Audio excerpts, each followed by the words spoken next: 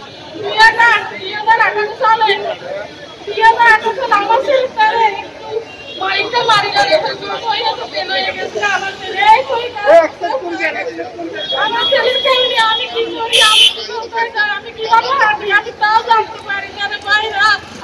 যদি একটু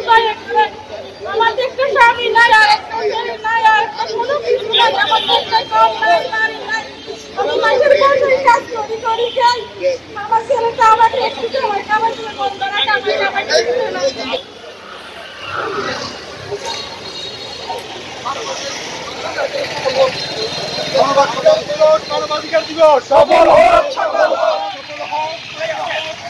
বাংলার মানুষের অধিকার প্রতিষ্ঠার জন্য গত বছর এমন দিনও জেলে ছিলেন। শুধু তাই নয়, তিনি অধিকারের সকল কর্মীকে সে দিকটাই শিক্ষিত করেন, নিজের জীবন উৎসর্গ করে হলো, যে সকল স্বার্থ উৎসর্গ করে হলো বাংলার মানুষের, এদেশের আপামর জনসাধারণের অধিকার প্রতিষ্ঠা করতে হবে। এদেশের মানুষের আজকে নানানভাবে নানান ধরনের নির্যাতিত হয়েছে, নিপীড়িত হচ্ছে। সবচেয়ে বড় অধিকার যেটা আমরা হারিয়েছিলাম গত 17 বছর ধরে, মানুষের মৌলিক অধিকার যেটা, সেটা হচ্ছে ভোটের অধিকার। সেই ভোটের অধিকার থেকে আমরা বঞ্চিত হয়েছিলাম দীর্ঘ 17 বছর ধরে। কিন্তু আজকের দিনে এসে জুলাই বিপ্লবের মাধ্যমে আমরা যে সরকার, অন্তর্বর্তী সরকার প্রতিষ্ঠা করেছি, এর মাধ্যমে আমরা আশা করছি আমরা অনতিবিলম্বে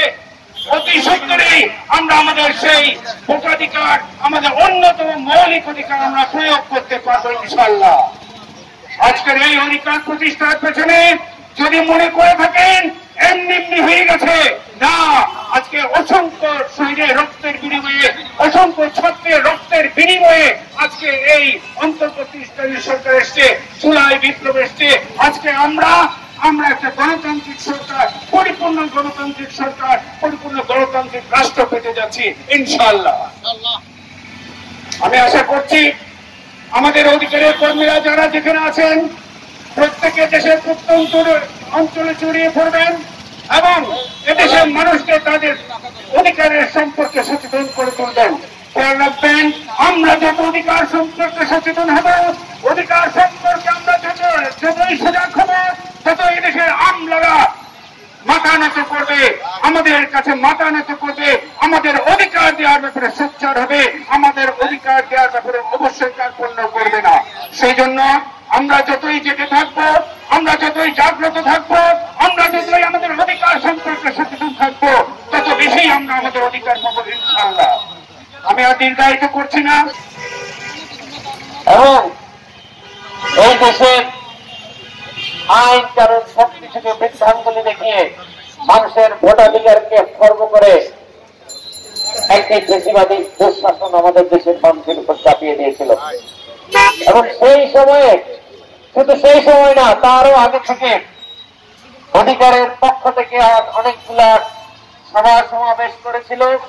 যে আন্তর্জাতিক সনদে স্বাক্ষরের জন্য।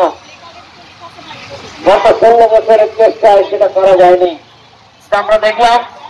গত 1-4 মাসের এই সরকার প্রথমে এসেই সেই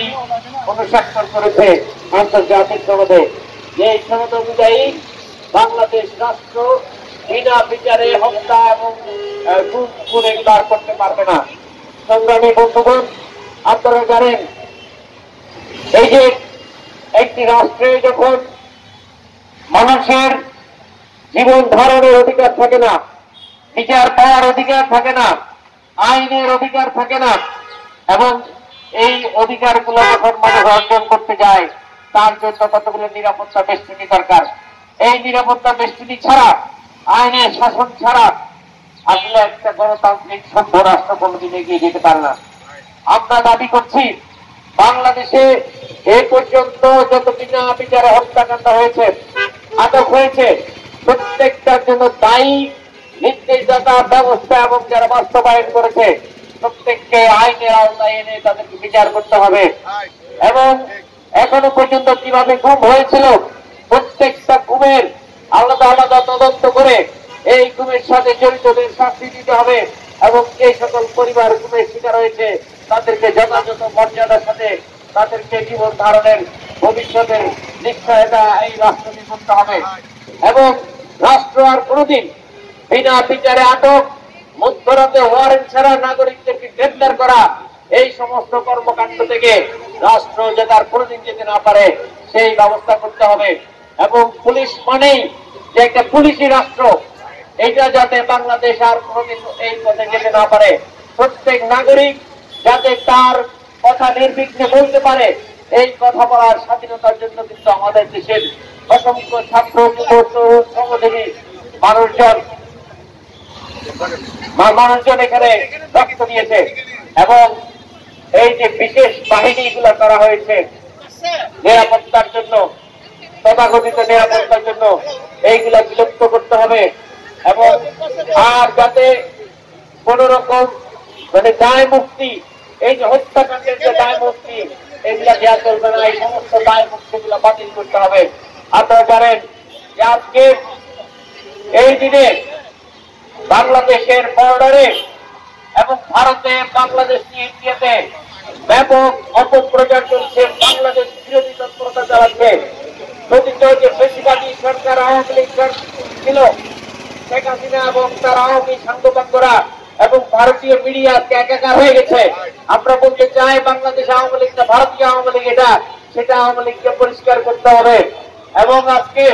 বাংলাদেশের নিরাপত্তা এবং এই দেশের মানুষকে ঝুঁকির মধ্যে ফেলে দিচ্ছে আন্তর্জাতিক ভাবে নানান অপপ্রচার চালানোর মধ্যে দিয়ে বাংলাদেশ সরকারের কাছে আমরা দাবি জানাই এখনো পর্যন্ত এই অপপ্রচারের যথাযথ জবাব বাংলাদেশ দিতে পারে নাই সমস্ত রকম সীমান্তের হত্যাকাণ্ড এবং বাংলাদেশ বিরোধী সমস্ত তৎপরতার বিরুদ্ধে আন্তর্জাতিক ভাবে বাংলাদেশকে দাঁড়াতে হবে বহু বছর পরে বাংলাদেশ মর্যাদার সাথে বর্ডার হত্যাকাণ্ড নিয়ে কথা বলতে পারছে বাংলাদেশ সরকার তার প্রতিবাদ জানাতে পারছে আমরা এটা আরো জোরালো প্রতিবাদ চাই এবং এইরকম মর্যাদার সম্পর্ক অব্যাহত চাই ভারতকে একটি কথা বলে আমার বক্তব্য শেষ করবো ইন্ডিয়া আমাদের প্রতিবেশী আমরা চাইলেও বাংলাদেশকে তুলে অন্য জায়গায় নিয়ে যেতে পারবো না ভারত যদি ইন্ডিয়া যদি চায় আপনারা নিরাপদে থাকবেন শান্তিতে থাকবেন তাহলে বাংলাদেশের সাথে সমস্ত রকম ঔপনিবেশিক আচরণ দাদাসুলভ আচরণ বন্ধ করেন দ্বিপাক্ষিক আলো সম্পর্ক করেন একটি দলের সাথে সম্পর্ক করবেন আমরা বলতে চাই বাংলাদেশের মানুষ আপনাদেরকে যেভাবে ছেটিয়ে বিদায় করেছে সেটা অব্যাহত থাকবে আর যদি দুটি দেশ হিসেবে পারস্পরিক স্বার্থ সংশ্লিষ্ট ব্যবসা বাণিজ্যিক নানান সম্পর্ক অব্যাহত রাখতে চান তাহলে বাংলাদেশের সাথে মর্যাদা নিয়ে বাংলাদেশের সাথে সম্মানের সাথে কথা বলতে হবে আমরা ভারতের মানুষকে বলতে চাই ভারতের জনগণ আমাদের বন্ধু কিন্তু বাংলাদেশের বিরুদ্ধে কোন রাষ্ট্রীয় তৎপরতা হলে আমরা 1 ইঞ্চি ছাড় দিব না মনে রাখবেন 30 লক্ষ শহীদের বিনিময়ে এবং হাজার হাজার ছাত্র যুবক তরুণের রক্তের বিনিময়ে আমরা আজকে আবার দাঁড়িয়েছি